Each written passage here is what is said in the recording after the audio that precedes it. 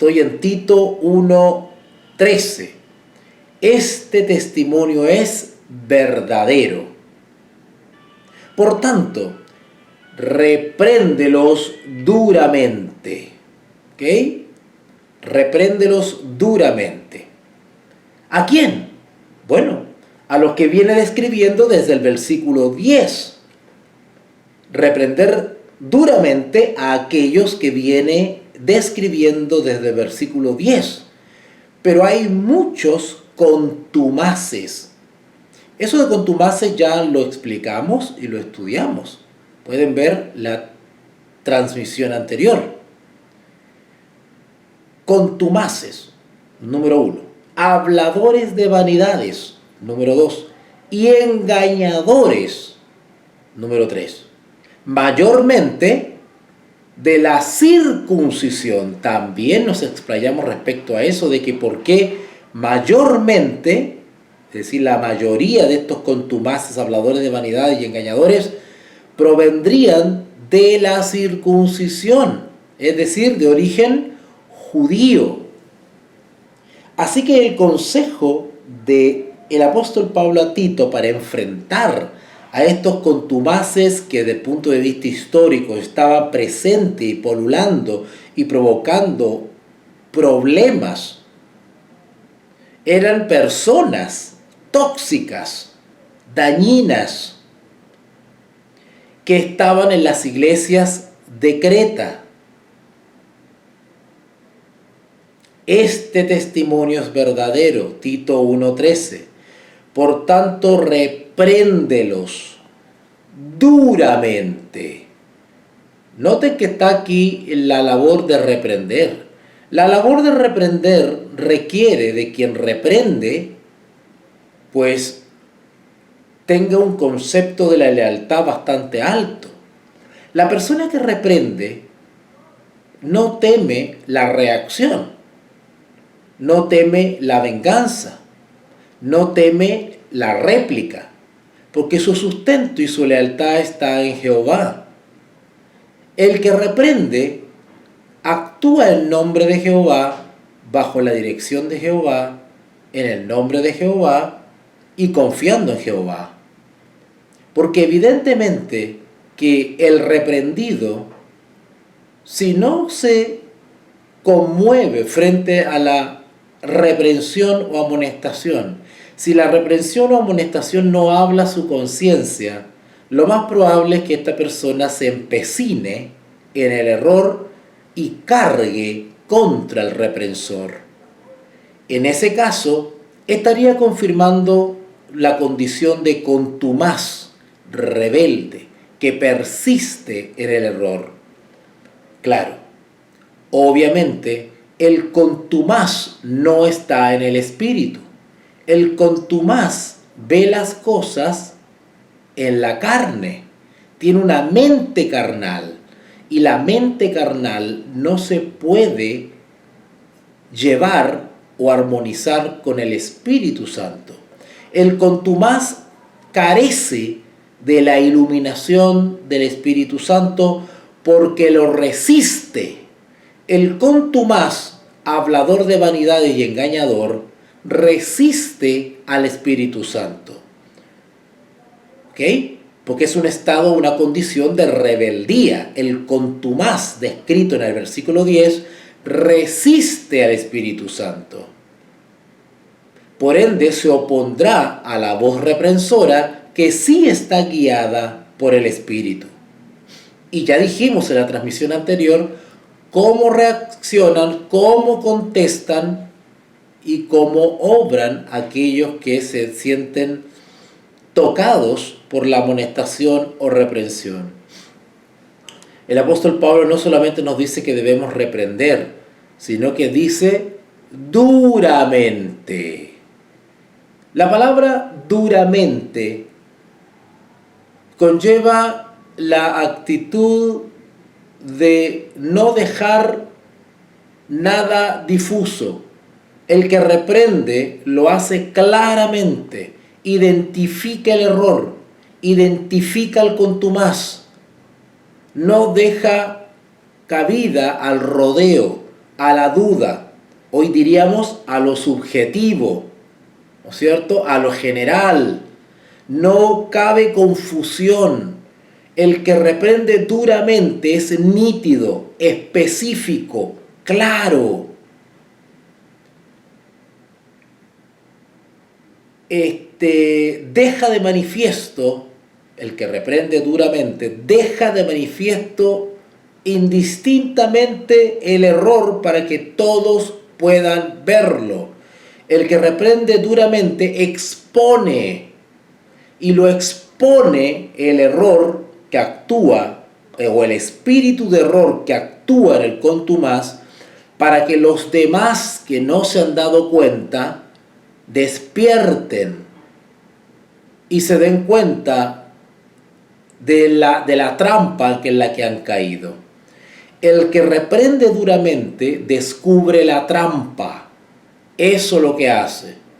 La reprensión dura es una advertencia. Y el apóstol Pablo le dice a Tito que esto tiene que hacerlo duramente, sin contemplaciones. Hoy diríamos sin buenismos. ¿Cuál es el objetivo de la reprensión dura? Para que sean sanos en la fe. ¿Vale?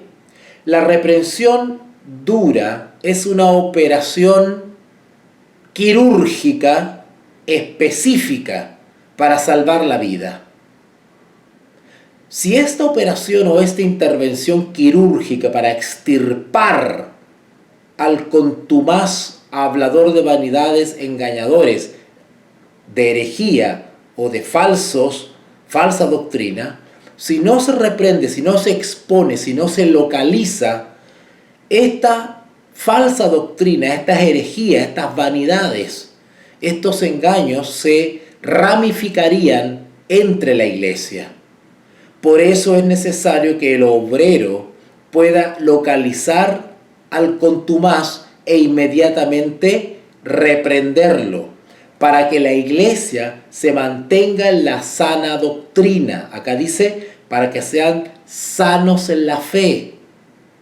Esa es la labor no solamente del misionero, el evangelista, el maestro, sino que según el contexto, principalmente es la labor de los presbíteros, de los ancianos, de los episcopos, de los supervisores.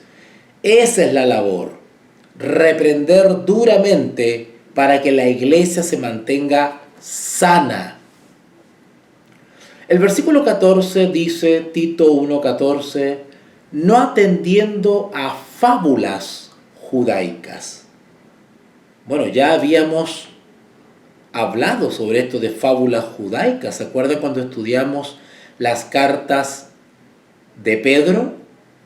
Ahí hablaba de fábulas judaicas, ¿no es cierto? Cuando Pedro decía, no os hemos dado a conocer, a ver si voy inmediatamente para allá para citarlo textualmente.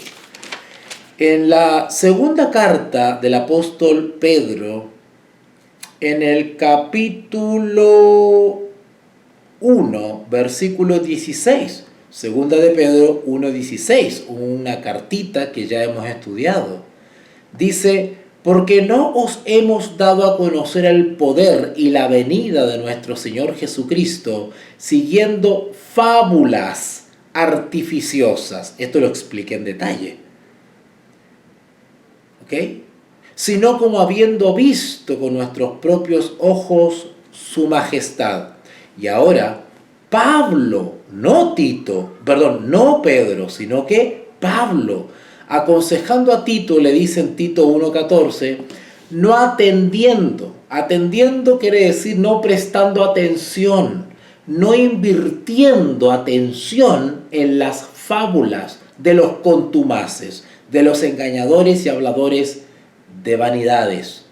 No atendiendo a fábulas judaicas. Acuérdense que dijimos que las fábulas eran narraciones ficticias, producto de la imaginación, ¿okay? De la fantasía. Por eso que dice fábulas, y en Pedro dice fábulas fantasiosas, producto de la fantasía. De ahí que la fábula artificiosa, ¿no es cierto?, o la fábula fantasiosa, o la fantasía, es de creación particular, privada. Es una narración, un cuento, un mito, una historia que nace de la propia autoría del quien la narra. No tiene origen en el Espíritu Santo. Eso es una fábula judaica. Es una narración, una historia que no tiene fundamento en la palabra de Dios y no ha sido inspirada por el Espíritu Santo. Eso es una fábula artificiosa. Pero aquí específicamente, como él ya había advertido a Tito de que mayormente de la circuncisión, hace alusión directa a fábulas, pero esta vez creadas por judíos, por contumaces de origen judío. Por eso que el versículo 14 dice, no atendiendo a fábulas judaicas. ¿Entienden que ahora es más específico? No es como cuando Pedro que dice fábulas artificiosas, dice, más o menos como aludiendo a todo tipo de engaño, que no solamente vendría de dentro de la iglesia, porque Pedro, el contexto de la advertencia de Pedro es del peligro que está incluso, dice él, dentro de la iglesia, pero eso abarca también engaños foráneos. Sin embargo, Pablo advierte a Tito, en el contexto de las iglesias de Creta, que mayormente el engaño de contumaces vendrá de sujetos de origen judío. Y ya les expliqué en la transmisión anterior por qué él hace alusión a los contumaces de origen judío. ¿Por qué no habló en general? Sino que habló de origen judío. ¿Y se acuerdan que les dije quiénes son los israelitas modernos? Así es. Porque al tener más luz y más información y más recurso intelectual, pues si toda esa información y toda esa lectura cae en malas manos, puede ser muy poderosa.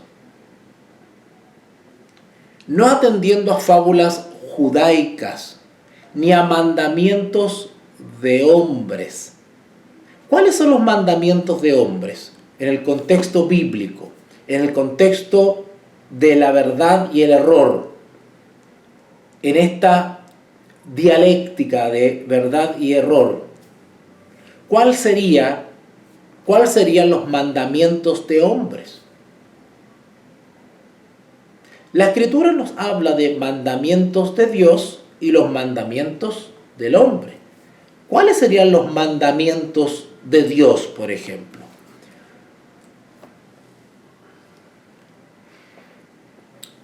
Los mandamientos de Dios específicamente serían los 10 mandamientos, los principios de su ley. Pero en términos generales, los mandamientos de Dios, ¿no es cierto?, es la Sagrada Escritura, la palabra. Esos son los mandamientos de Dios. ¿Ok?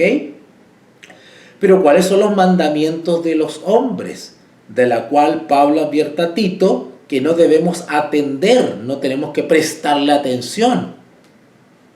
Y no prestarle atención significa ignorarlas. Ignorarlas. Los mandamientos de hombres, según la Escritura, no lo vamos a estudiar ahora porque para no extendernos en esta transmisión, pero cuando hablamos de los mandamientos de hombres, estamos hablando de las tradiciones o costumbres. Y cuando hablamos de tradiciones y costumbres, no necesariamente son intrínsecamente malas. ¿Ok? De hecho, las personas que valoramos la tradición o valoramos ciertas costumbres, se nos llaman tradicionalistas o conservadores. ¿Han escuchado ustedes hoy en día cuando se dice, no, yo soy conservador? Sobre todo en el ámbito político, ¿no es cierto? Se habla de los conservadores. ¿Han escuchado ustedes eso? Bueno, cuando se dice que una persona es conservadora, y de hecho yo personalmente me considero conservador, pero hay que entender esa palabra. Cuando se habla de conservador, se habla efectivamente de conservar algo. aquellos que retienen algo, que conservan algo, ¿no es cierto? Por ejemplo, cuando Pablo, si no mal no recuerdo, le dice a Timoteo, ¿no es cierto?, sé retenedor de la buena palabra, le dice, ¿no es cierto? Estoy parafraseando. Sé retenedor, sé buen retenedor, sé buen guardador. Quiere decir que no se olvide fácilmente o no deseche lo que le han enseñado, en este caso Pablo, o los padres, ¿cierto? Sino que recuérdalo, consérvalo. Eso es un conservador, aquel que toma elementos, ¿no es cierto?, que considera importantes para la vida, para el ser, y los conservo. ¿Ok? Ese es un conservador. Y entre esas cosas que yo rescato y conservo, porque pienso que son valiosas para mi vida, están las tradiciones y las costumbres. ¿Cierto? ¿Ok? Ahora, vuelvo a repetir. Las tradiciones y las costumbres no son intrínsecamente malas. No. Pero, ¿dónde está el peligro? El peligro está, por ejemplo, ¿no es cierto?, por ejemplo, en basar la justificación por la fe en el cumplimiento o no de ciertas tradiciones y costumbres. ¿Verdad? ¿Ok? Cuando yo superpongo a los principios de la ley, que ese es el amor, cierta práctica tradicional religiosa, cierta costumbre religiosa. Acuérdense que una de las acusaciones que le hacían a Jesús era eso, que no respetaba, que no observaba, que no guardaba las costumbres. Y el Señor Jesús le decía, bueno, pero ¿qué es más importante? Una costumbre, una tradición, por buena que sea, por bonita que sea, ¿no es cierto?, por antiquísima que sea, a la misericordia, al amor. ¿Eso es más importante? Por ejemplo, lo que conversábamos el otro día, ¿no es cierto?, de respecto a la vestimenta. Es una bonita costumbre asistir a las reuniones de culto con la mejor ropa que uno tiene. Es una costumbre, una tradición, acudir al lugar de culto, de adoración, ¿no es cierto?, destinado para la adoración, que puede ser una casa, un hogar, ¿verdad?, con las mejores vestiduras. ¿Por qué no? Claro que es una bonita tradición, ¿no es cierto? Uno quiere ir vestido o, ¿no es cierto?, acorde con un día especial, con un momento especial. Se pone la mejor vestimenta que tiene, ¿no es cierto?, en honor, en atención al momento especial, ¿verdad? Pero ¿qué es más importante a la hora de sopesar la condición del corazón, mi relación con Dios, o cómo me veo externamente, cómo me presento externamente? ¿Cierto? ¿Qué es más importante? ¿Qué pesa más? Bueno, era una tradición considerar a Jerusalén como el lugar del culto verdadero. Sí, era una tradición considerar a la ciudad de Jerusalén como el centro del culto verdadero. Por lo tanto, era una costumbre, era una tradición realizar ciertos ritos, viajes, peregrinaciones, etcétera, etcétera.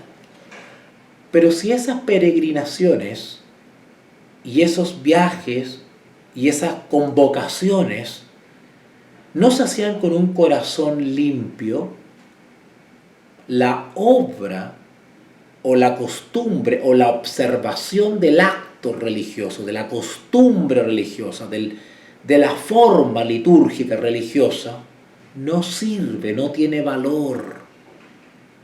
¿Ok? Los judíos consideraban que Jerusalén era el lugar de culto. ¿No le dijo así la mujer samaritana a Jesús? Le preguntó, bueno, ¿dónde es que donde se debe adorar? ¿O en Jerusalén? ¿no es cierto? O en Samaria.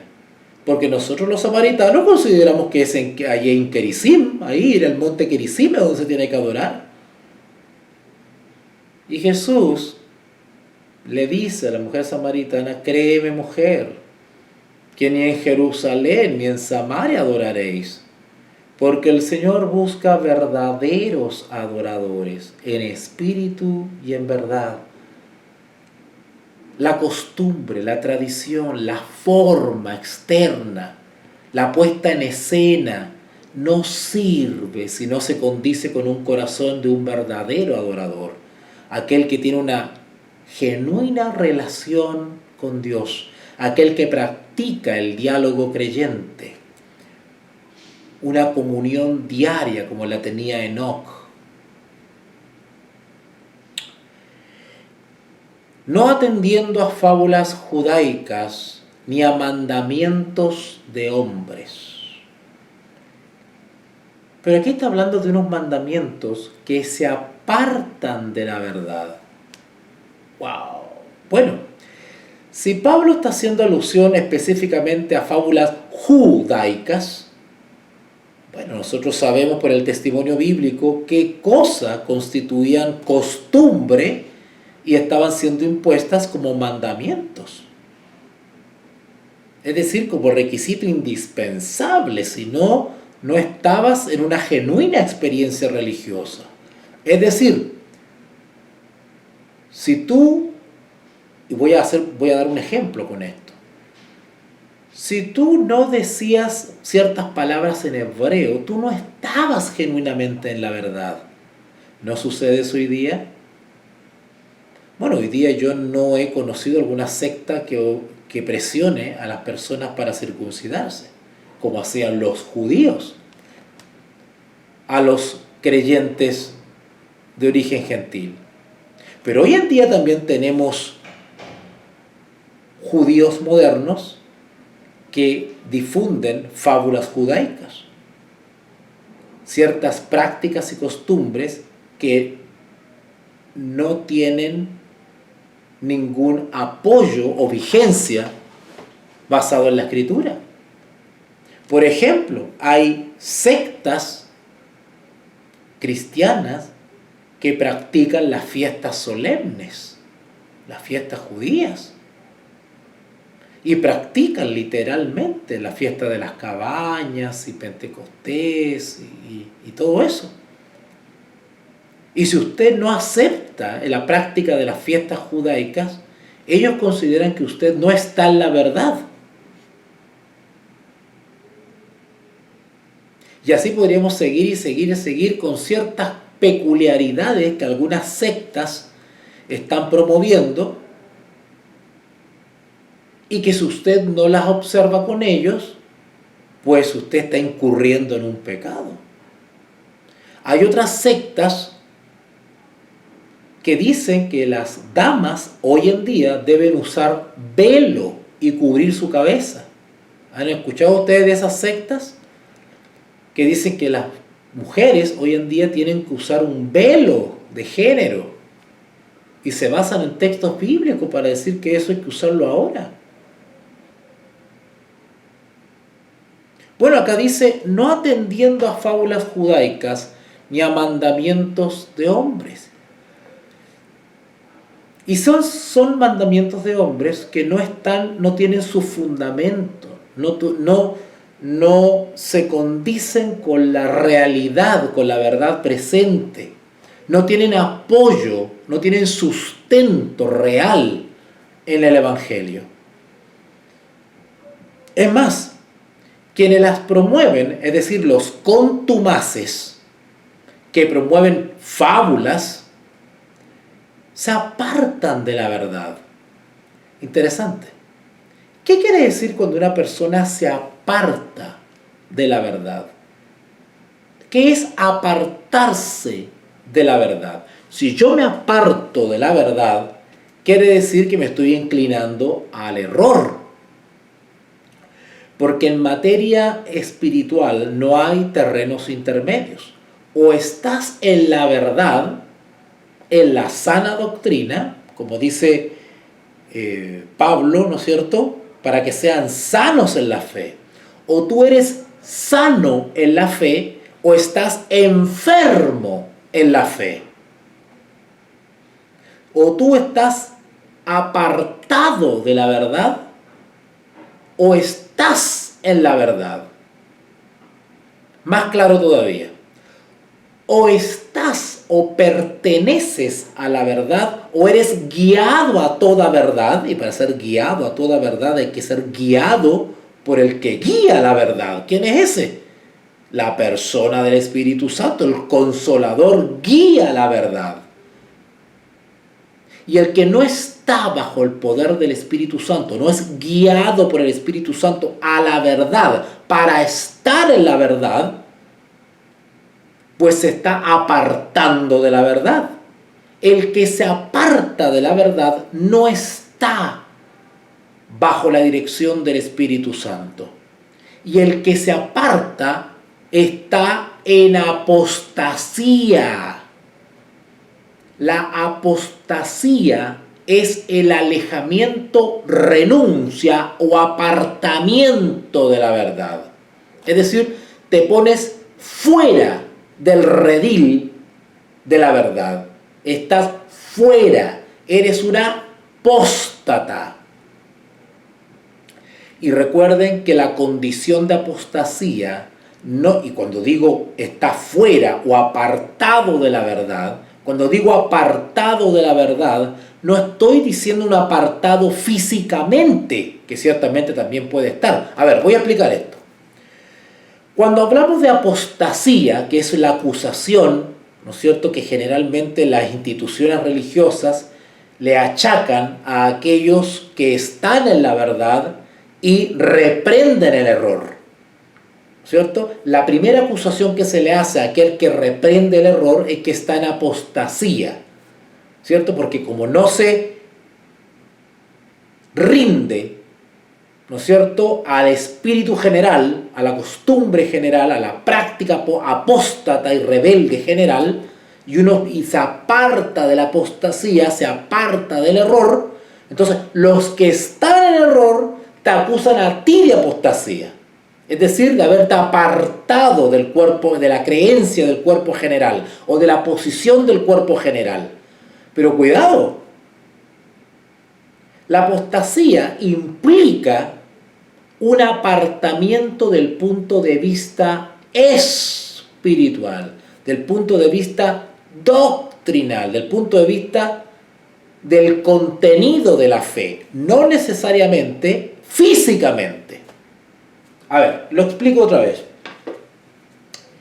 Acá tenemos la iglesia. Esta es la iglesia.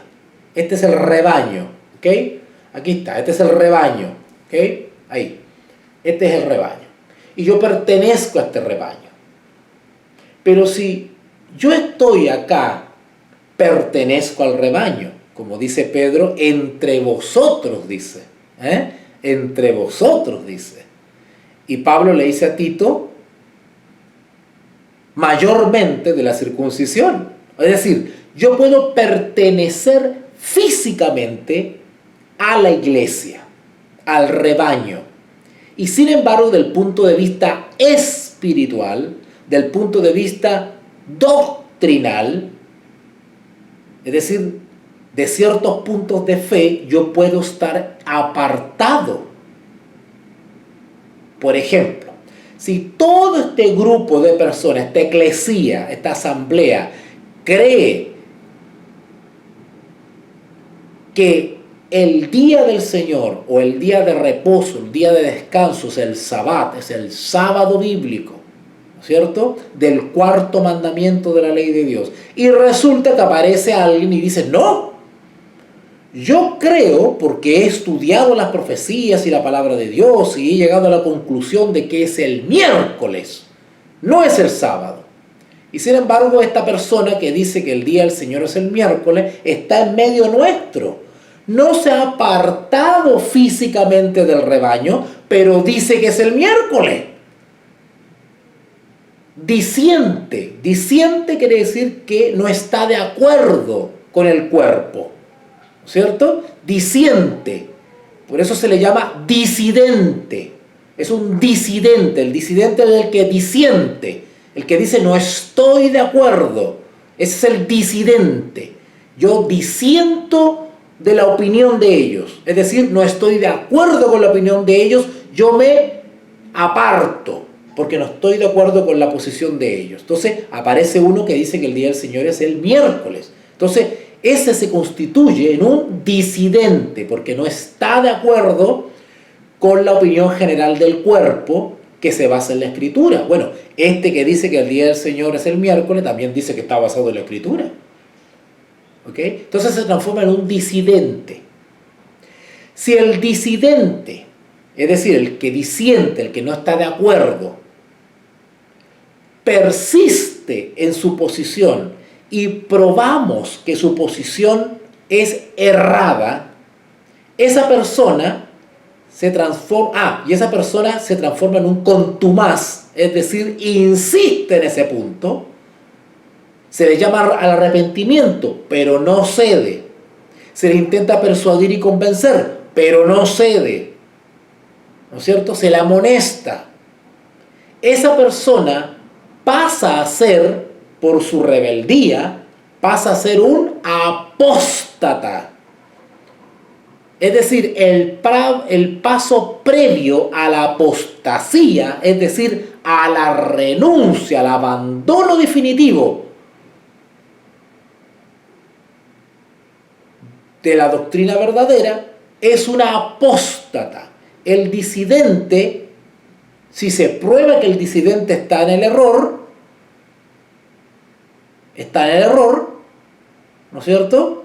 Y persiste en el error, se transforma o termina en una apostasía, es decir, termina apartándose de la verdad, renunciando a la verdad que una vez creía, que él creía que el sábado era el séptimo día, pero ahora dice que el séptimo día es el miércoles. Bueno, esa persona apostata, ¿cierto? Se aparta, cree una cosa distinta de lo que cree la iglesia, que está en la sana doctrina. Se aparta. Pero cuando hablamos de una persona que está en apostasía, no necesariamente está fuera del cuerpo, puede estar adentro. Y puede estar minando el cuerpo y contaminando el cuerpo. Pero sin embargo está en apostasía, pero está adentro, está entre nosotros. Nosotros tenemos la idea de que cuando hablamos de una persona que ha apostatado, nos imaginamos que está fuera de nosotros, aparte, que se fue. No, al contrario, las advertencias que hace Pedro y hace Pablo es de apóstatas, pero que están dentro de la congregación. En el caso de Tito, él tenía el consejo y la orden de amonestar duramente a apóstatas que estaban dentro de la congregación. ¿Ok? Eso es lo mismo que pasa hoy día. Hay cientos de apóstatas que dicen que son de la verdad presente, que dicen que pertenecen al mensaje de los tres ángeles, que dicen que son de los movimientos de sostén propio, pero en realidad son apóstatas. Lo mismo sucede hoy día. No es necesario que el apóstata diga no pertenezco al mensaje de los tres ángeles. No es necesario. Por eso que logran engañar, porque no reniegan de toda la verdad. Solamente en algunos puntos ellos han apostatado. El resto lo tienen igualito que nosotros. Por eso que tienen éxito las sectas destructivas y satánicas del sostén propio del tercer ángel. La mayoría de los parlanchines del tercer ángel de las redes sociales logran engañar por eso, porque no renuncian a toda la verdad. Pero hay puntos en los cuales están en apostasía. ¿Se dan cuenta? Han renunciado a la sana doctrina para adoptar otros puntos que no están en la sana doctrina. Pero toman otros que sí son de la sana doctrina. Entonces hay una mezcla entre doctrina verdadera y doctrina falsa, y por ahí logran engañar. El apóstata, el contumaz, el hablador de vanidades, el engañador, tiene éxito porque no renuncia a toda la verdad. Sigue hablando de un orden mundial, sigue hablando del Papa, del mensaje del tercer ángel, que esto es otro, y que aquí, que allá, pero tiene ciertos puntos en los cuales no está fundado en la palabra de Dios. Eso es una apóstata. Disidente y apóstata. ¿Vale?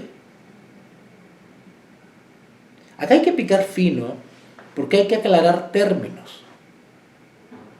Cuando una persona es disidente, no necesariamente está en apostasía. ¿Se está entendiendo eso? La persona puede ser disidente. Amén por eso. No todo disidente está en el error.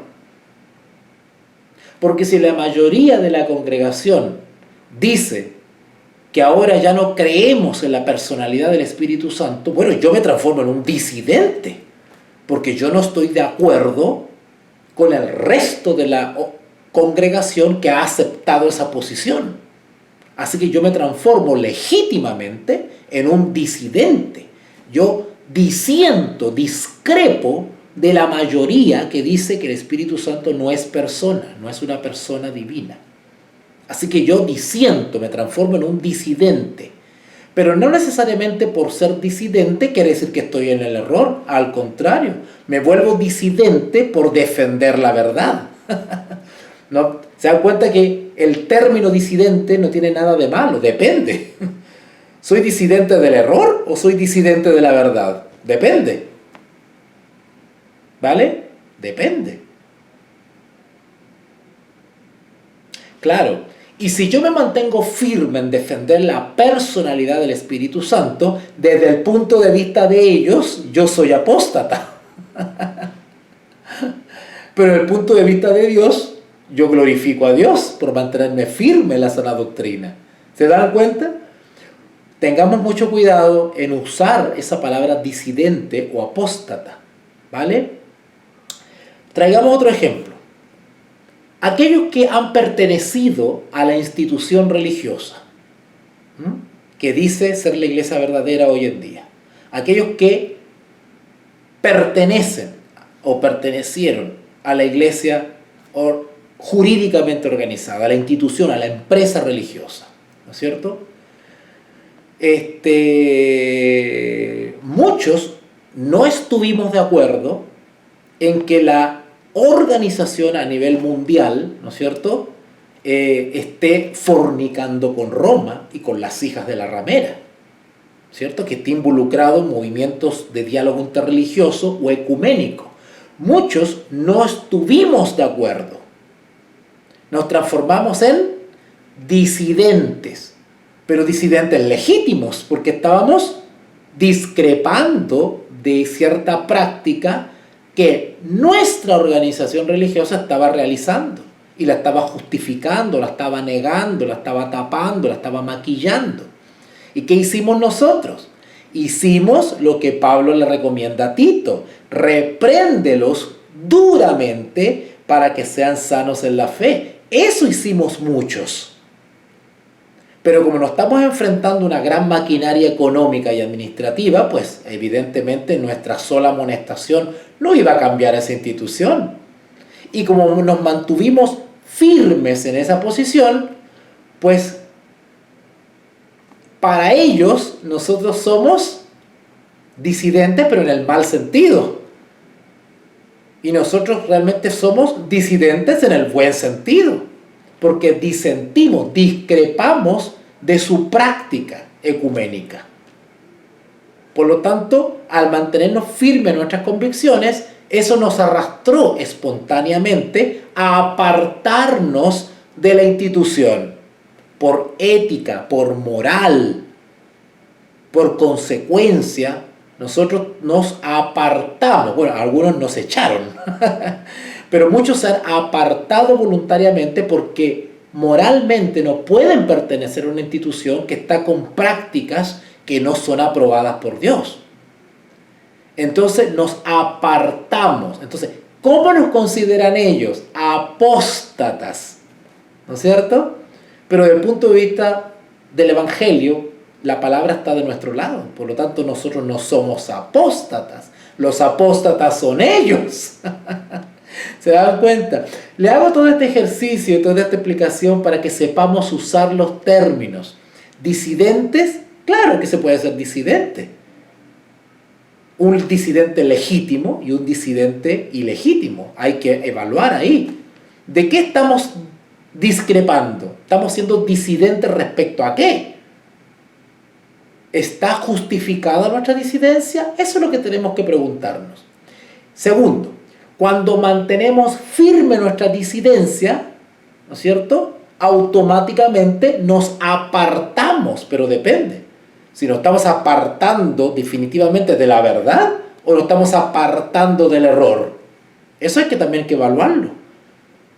¿Se dan cuenta? Entonces cuando Pablo le dice a Tito, en Tito 1:14, no atendiendo a fábulas judaicas ni a mandamientos de hombre. Bueno, ustedes saben que las cartas de Pablo describen cierta controversia que se suscitaba entre Pablo y los judíos respecto a la práctica de la circuncisión, por ejemplo, ¿no es cierto? O la observación de las fiestas solemnes, ¿cierto?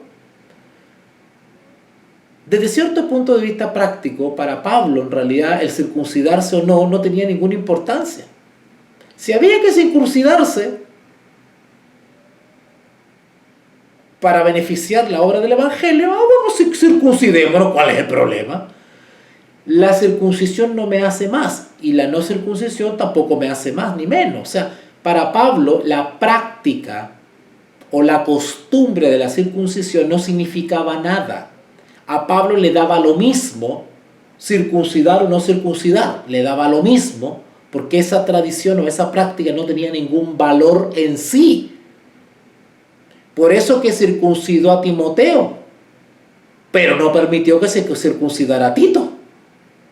Le daba lo mismo la circuncisión, no era un tema eso.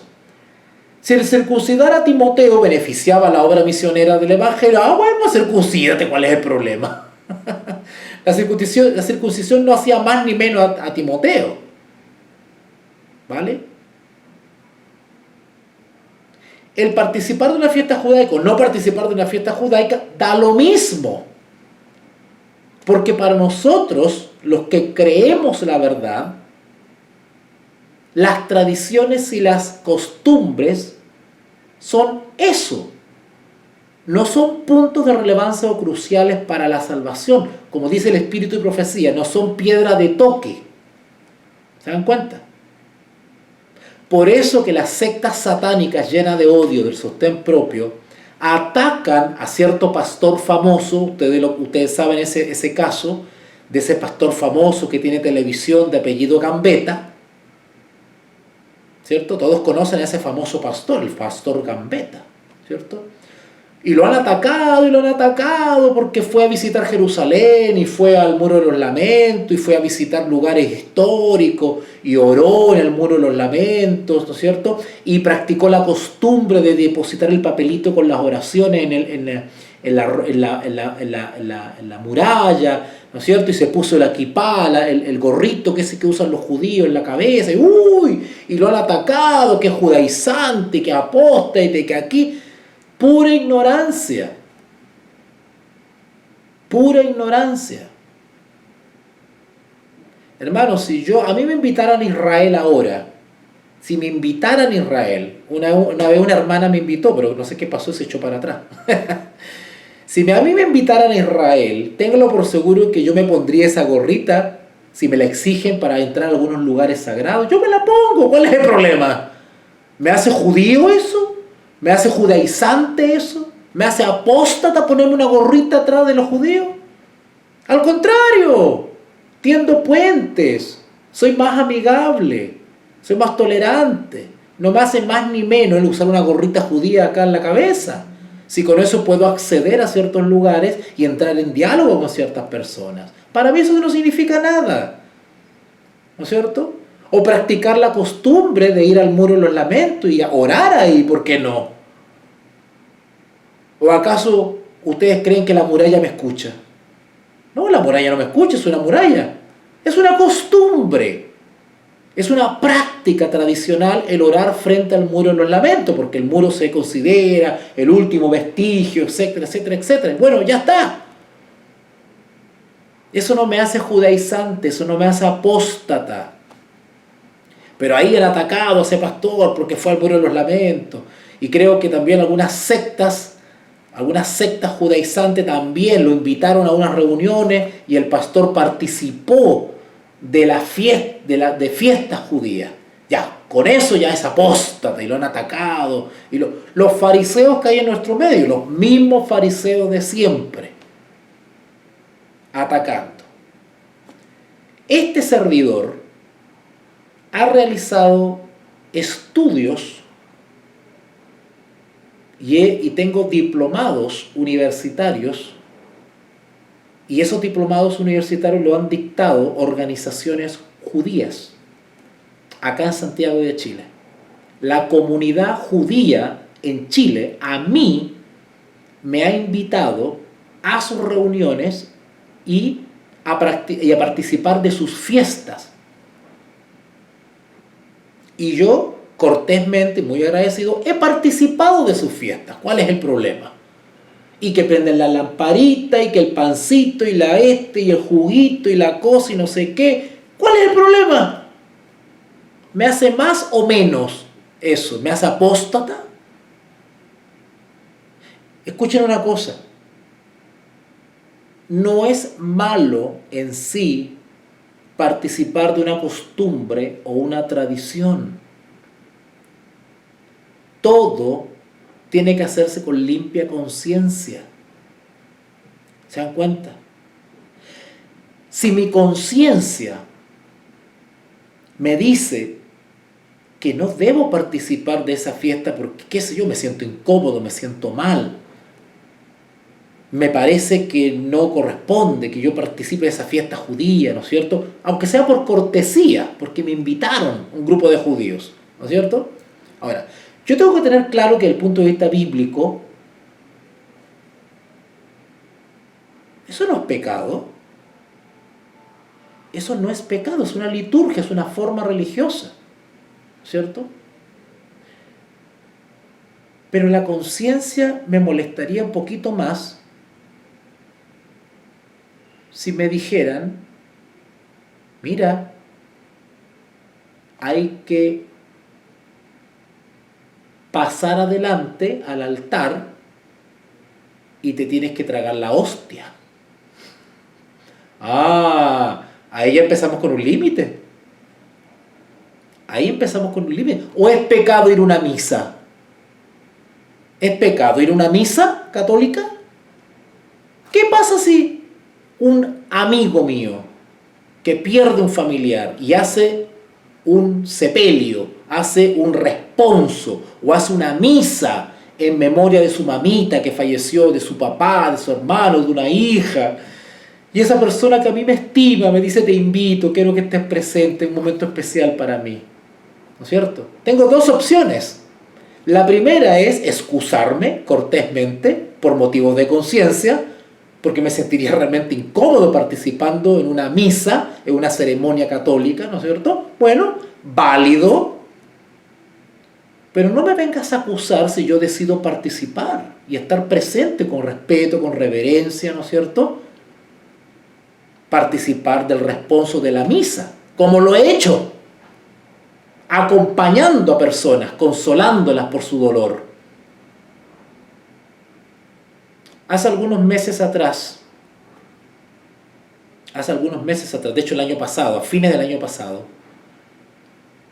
falleció el esposo de una tía mía, o sea, de una hermana de mi mamá, ¿vale? Un tío, falleció un tío, el esposo de una hermana de mi mamá, con el cual me crié de niño. Falleció el año pasado. Yo no estuve en la ciudad cuando falleció mi tío. Yo no estuve ahí. Estaba en otra ciudad, de hecho estaba haciendo obra misionera. ¿Saben cuándo falleció? Falleció cuando yo estaba haciendo el seminario de romanos en Curacaví. Ahí me avisan por teléfono que falleció un tío mío, esposo de una hermana de mi mamá. Inmediatamente llamé a la viuda, porque eso enseña la palabra de Dios. ¿Se dan cuenta? Atender y preocuparse de las viudas. Y yo llamé a mi tía para darle el pésame y que lamentaba no haber estado ahí, que yo estaba en otra ciudad, etcétera, etcétera y todo. Y la llamé para darle mi pésame. Y cuando yo vuelvo a la ciudad y me encuentro personalmente con mi tía me invita al cementerio donde había sepultado a mi tío, a su esposo. Y me dice, te invito porque vamos a hacer una misa en memoria de mi esposo. Y me gustaría que estuvieses presente. ¿Qué prima ahí? ¿Qué prima ahí? Tú eres creyente en la verdad presente de la iglesia verdadera. ¿Qué prima ahí? Una persona que está teniendo un dolor tremendo y que te hace esa invitación. Bueno, yo fui al cementerio y fue un sacerdote católico y hizo una ceremonia, hizo una misa ahí frente a la tumba. Y yo con mucho respeto y mucha reverencia estuve presente ahí acompañando a la persona que estaba sufriendo por la pérdida de su esposo.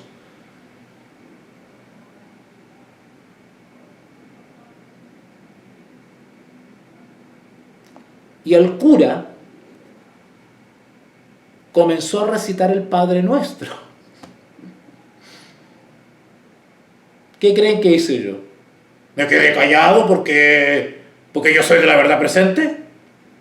No, repetí el Padre Nuestro igual que todos los que estaban ahí. ¿Cuál es el problema?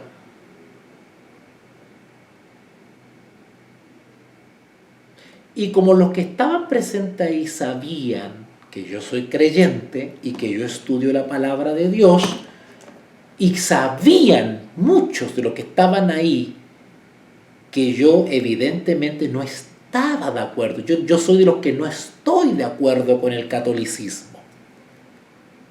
Y sin embargo me vieron ahí con mucho respeto participar por amor, por consideración a mi tía que perdió a su esposo. Cuando se fue el cura, porque el cura hizo un sermón y habló de los muertos, del estado de los muertos, y habló de todo eso, claro, yo no estaba de acuerdo con muchas cosas que dijo el cura, pero ya está. Yo estoy ahí acompañando a la persona que está sufriendo. Y cuando se fue el cura, como muchos que estaban ahí sabían que yo soy estudiante de la Escritura y que enseño la palabra de Dios, de hecho mi tía sabe que yo no soy católico romano, pero el solo acto, el solo hecho de haber participado con ella, de haber estado ahí, de haberla acompañado, de haber estado con respeto y con reverencia, respetando, ¿no es cierto?, el momento, para ella fue un gesto de humanidad, un gesto de cristianismo. Y les voy a contar algo. Cuando se fue el cura, y nos quedamos todos los familiares ahí alrededor de la tumba, ¿no es cierto?, porque ponen una foto del fallecido, y todos, digamos, en una actitud, ¿no es cierto?, de recordatorio, etc. Un momento muy, muy sensible. Y una tía que estaba ahí, otra hermana de mi mamá, me empieza a preguntar que qué opinaba yo de lo que dijo el cura. Así me dijo. Me dijo, ¿qué opinas tú de lo que dijo el cura? Me dijo. Porque el cura dice que hay un purgatorio. El cura habló de un purgatorio. ¿Qué opinas tú? Claro, sabían que yo no pensaba igual. Y esa fue mi oportunidad para dar una opinión y para hablar. Claro, no hice una clase doctrinal, pero di una palabra de consuelo. ¿No es cierto? Le hablé de la resurrección. Y eso fue un buen testimonio. Eso no me transforma en católico, en apóstata. Distinto es de que ya se me invite, por ejemplo, a participar de la hostia. ¿Vale? Una cosa es estar en la reunión, ¿no es cierto?, acompañando a la persona, qué sé yo, y otra es ya involucrarme, por ejemplo, en el tema de la hostia. Bueno, ahí yo personalmente tengo un límite, ¿verdad? Si a mí me hubiesen dicho, bueno, ahora pasemos adelante a probar la hostia, bueno, ahí yo ahí me hubiese abstenido, me quedo ahí paradito nomás, ¿verdad? Hay límites, hay un límite más allá del cual ya no podemos seguir participando, ¿no es cierto? Pero tenemos que manejar un criterio por misericordia, por amor, por contención, por consideración al que sufre, ¿vale? Yo les conté esa historia de cuando me invitaron a la fiesta judía, ¿no es cierto? Y estaban mis profesores, que eran judíos, ¿verdad? Mis profesores, todavía me acuerdo de mi profesora, una mujer joven, doctora en filosofía y qué sé yo. Y estábamos en clase y esta profesora, bueno, salió el tema de Jesús, del Mesías y qué sé yo. Y esta profesora judía dijo, y esta historia la he contado varias veces, o muchos de ustedes seguramente me la han escuchado, que la profesora dijo, me hubiese gustado conocer al tal Jesús, dijo la profesora judía en clase. Dijo, me hubiese gustado conocer al tal Jesús.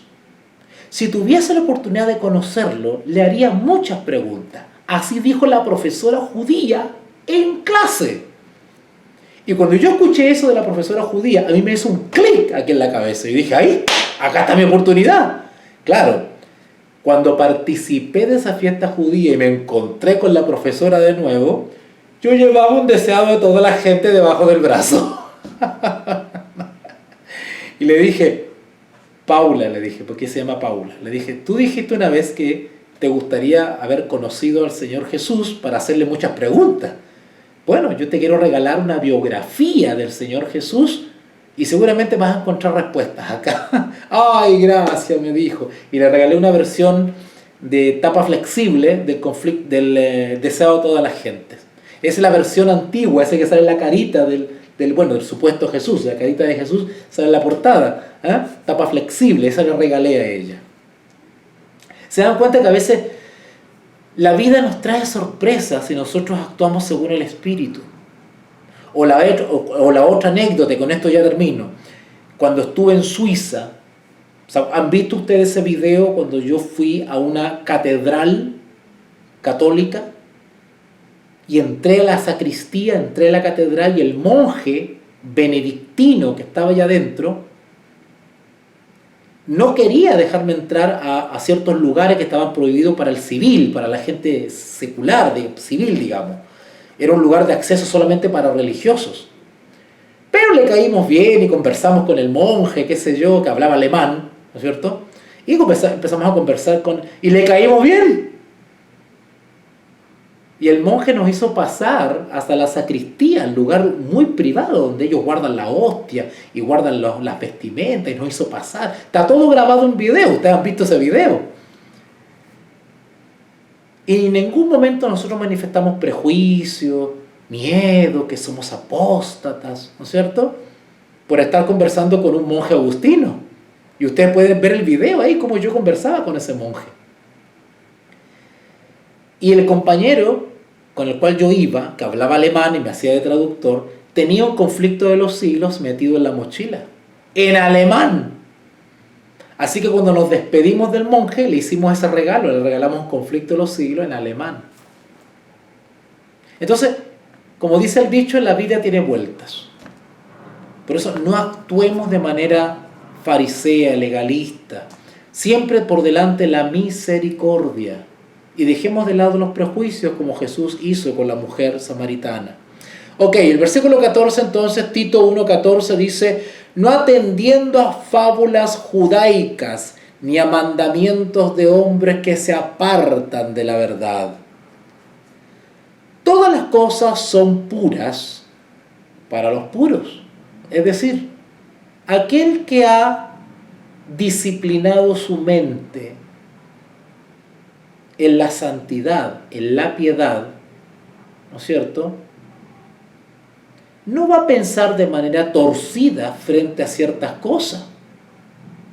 El que tiene la mente acostumbrada a las cosas piadosas, ¿cierto?, va a ver las cosas espiritualmente.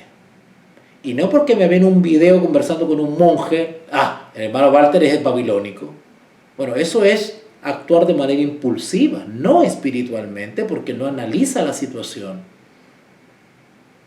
Es como me pasó una vez que con mi familia íbamos por una avenida, por una calle, para el tiempo de la Navidad, y había un tremendo árbol hermoso, luminoso. Sí, nosotros sabemos la historia, que eso es pagano, yo estoy claro en eso.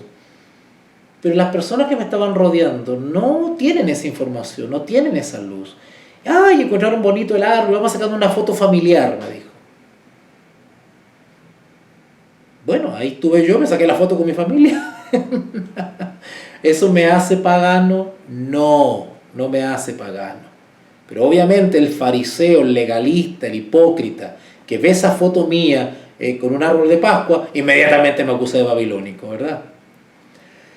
Todas las cosas son puros para los puros, mas para los corrompidos e incrédulos nada le es puro. Andan viendo lo malo en todas partes, andan viendo pecado en todas partes, andan viendo a la bestia en todas partes. Es como los ridículos que se enteraron que yo me había licenciado en teología por un seminario protestante. Ahí ya están atacándome y haciendo correr las fotos de que es babilónico el Walter. Todas las cosas son puros para los puros, mas para los corrompidos e incrédulos nada le es puro, pues hasta su mente y su conciencia están corrompidas.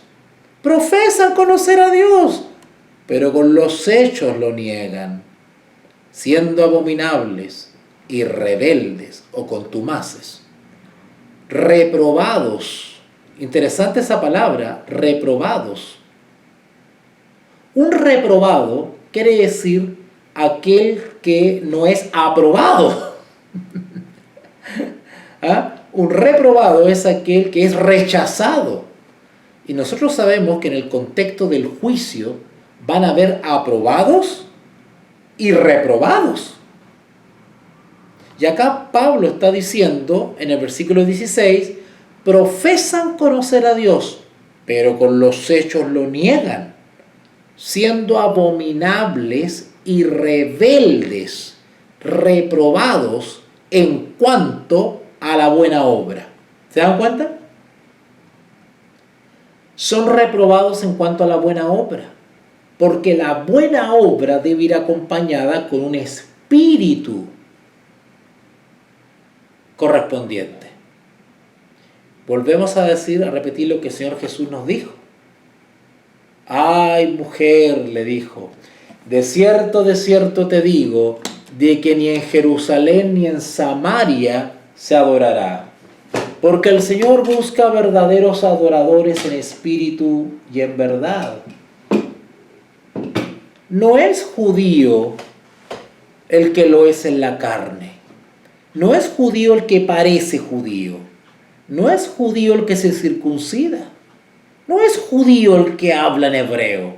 No es judío el de madre judía o padre judío. Es judío el que ha circuncidado el corazón. Es un judío espiritual, es un israelita, un verdadero israelita, aquel que es un verdadero y genuino adorador en espíritu y en la verdad. Es un verdadero judío e israelita, es un verdadero hijo de Dios, es un verdadero integrante del pueblo de Israel moderno, aquel que sigue al Cordero por donde quiera que va. Aquel que aplica la misericordia antes que el sacrificio, aquel que se presenta no con holocaustos de animales engordados, sino aquel que se presenta con un arrepentimiento genuino. Es aquel que se acerca a Jehová como se acercó el publicano. Es aquel que se acerca a la mujer samaritana sin prejuicios. Es aquel que es capaz de tomarse un vaso de agua con la mujer samaritana.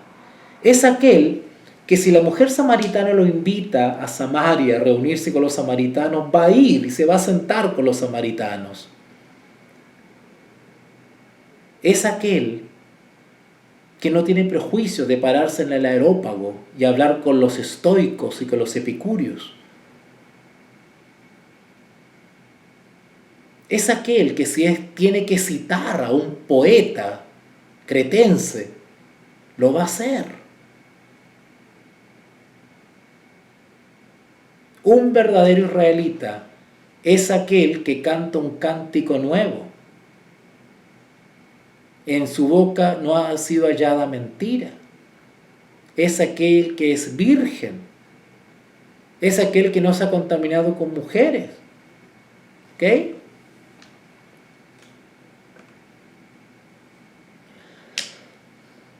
Kevin me dice, a mí me llamaron reformista por dar amonestaciones a mis hermanos de la iglesia. Bueno, lo que pasa es que el autoritarismo religioso, la intolerancia religiosa, el fanatismo religioso, para oponerse o para, ¿cómo podríamos decirlo? Para reprimir a aquel que reprende o que amonesta o aquel que se le señala el error, una manera de anularlo, como no tienen argumento porque el que amonesta le está diciendo la verdad, como no tienen argumentos, ¿qué hacen? Hacen ataques personales. Lo dijimos en la transmisión anterior. Parte de los ataques personales tiene que ver con usar etiquetas, ¿no es cierto? Te acusan de reformista, disidente, apóstata. Pero quienes usan esas palabras no saben el sentido. ¿Qué es un reformista? Bueno, se puede ser un reformista para bien y un reformista para mal. No es malo ser reformador. El mismo Espíritu y Profecía nos aconseja que deberíamos ser reformadores. Tenemos que ser reformadores. Pero ¿qué es ser un reformista? El Espíritu y Profecía y la Palabra de Dios nos aconseja a ser reformadores, a hacer reformas. Nos dice por ahí el Espíritu y Profecía, es necesario una reforma y un avivamiento. Hay que ser reformista. Pero usan la palabra reformista como un insulto. Usan la palabra reformista en el mal sentido, la usan peyorativamente, como que el que es reformista es malo. ¿No es cierto? La palabra reformista la usan como sinónimo de rebelde. ¿No es cierto? La usan como insulto.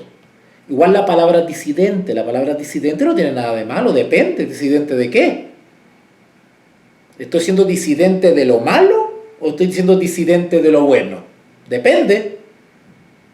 Pero usan la palabra disidente como insulto, como que el que automáticamente de por sí, el que disiente, el que es disidente, el que discrepa, está mal, automáticamente está en el error. El hecho de ser disidente es porque estás en el error.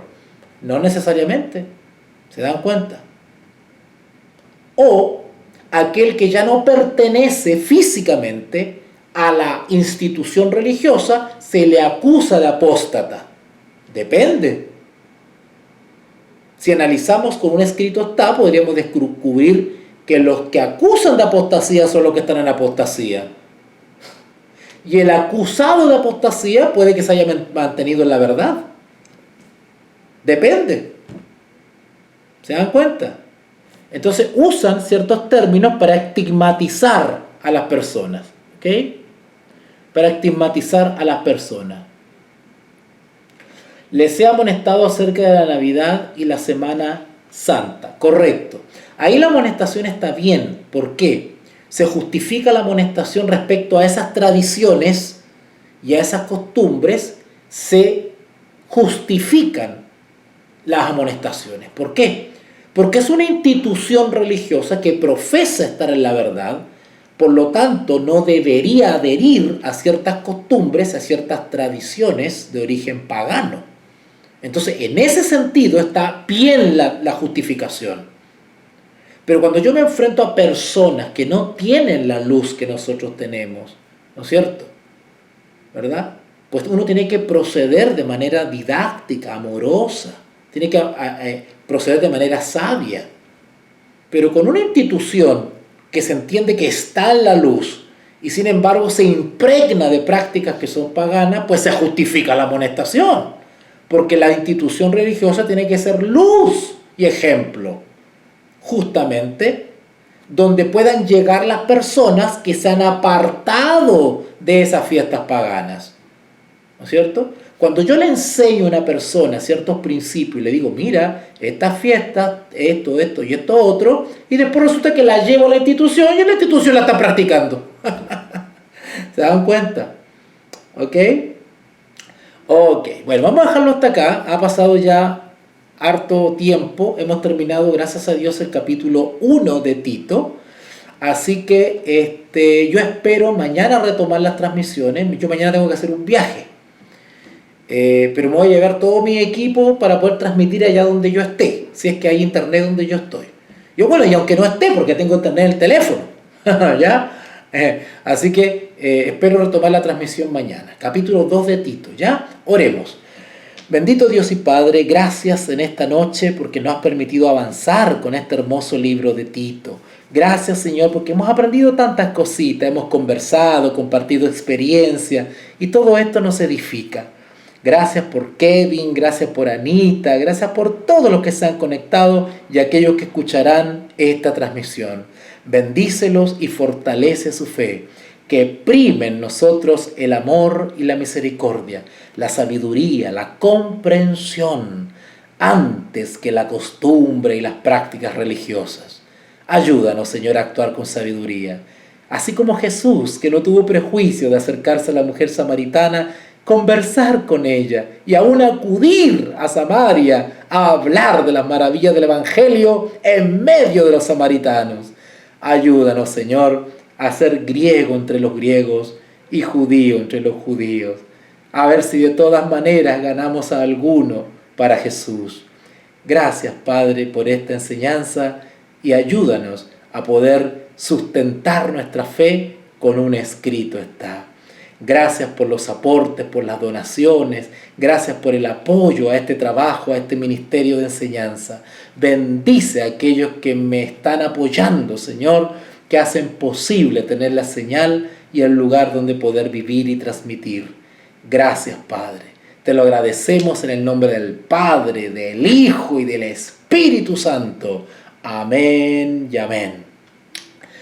Bueno, amigos, los dejo hasta acá. Les agradezco su compañía y les estoy avisando por Telegram si me estoy reuniendo mañana. Te invitamos a comprometerte mes a mes y apoyar al DFI, Docencia Final Internacional. Tu donación es nuestro salario. Que Dios te bendiga.